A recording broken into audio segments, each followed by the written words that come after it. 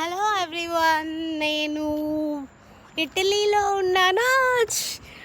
ఇటలీలో ప్రజెంట్గా లంచ్ కోసం మెక్డొనాల్డ్స్ దగ్గర ఆగిపోయాము. ఇక్కడ నుంచి మేము ఇప్పుడు వేరే ప్లేస్కి వెళ్తున్నాం. సో అది సస్పెన్స్, అప్పుడు చెప్పేస్తా ఎలా ఉంటుందని. కానీ వ్యూ మాత్రం వండర్ఫుల్. చూడండి ఎలా ఉందో.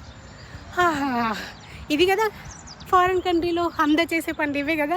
ఇలా బిల్డింగ్స్ రావాలి, పక్కన కార్లు ఉండాలి, ఇలా రోడ్లు ఉండాలి, ఇవన్నీ పెట్టేసుకొని అందాలాట బొమ్మ అని పడేస్తుంటారు కదా.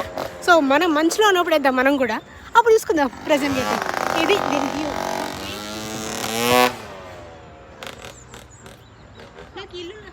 నాకు ఇల్లు మాత్రం బాగా నచ్చినాయి.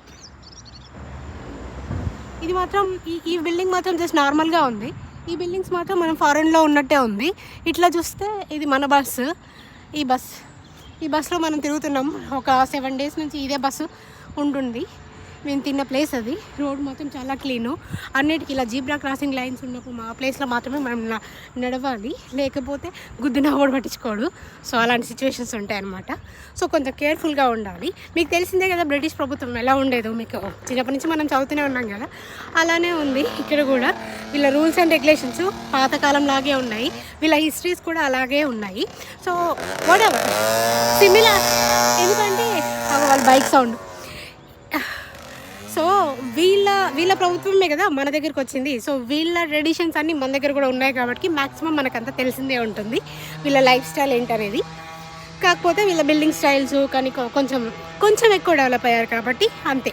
కానీ నాకు ఇప్పటిదాకా అర్థం కాని క్వశ్చన్ ఏంటంటే ఒక యూరో అనేది 108 రూపీస్ ఎందుకుంది? ఎందుకంటే వాళ్ళది మనం సేమ్ కదా. వీళ్ళు అంతగానం ఏం ప్రొడ్యూస్ చేస్తున్నారు లోకానికి, ఎందుకు వీళ్ళు యూఎస్ కంటే కూడా ఎందుకు అనేది నాకు ఇప్పటికీ అర్థం కాలేదు. ఎవరికైనా తెలిస్తే కామెంట్స్లో పెట్టండి. చలో, అంటే బాయ్.